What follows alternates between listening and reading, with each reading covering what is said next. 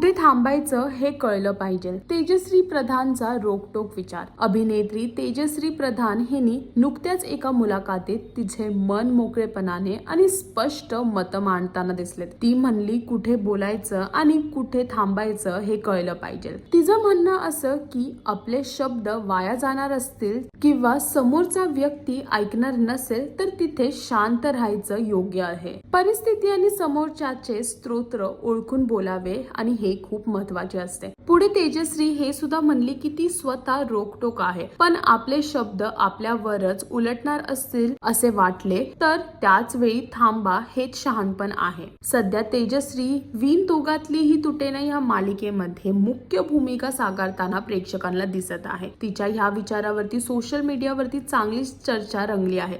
तर तुम्हाला तेजश्री प्रधानचं हे विचाराबद्दल काय म्हणायचं आहे हे नक्की कमेंट करून सांगा आणि अजून असे लेटेस्ट अपडेट जाणून घेण्यासाठी टेलीचक्कर रिजनलला सबस्क्राईब करायला विसरू नका.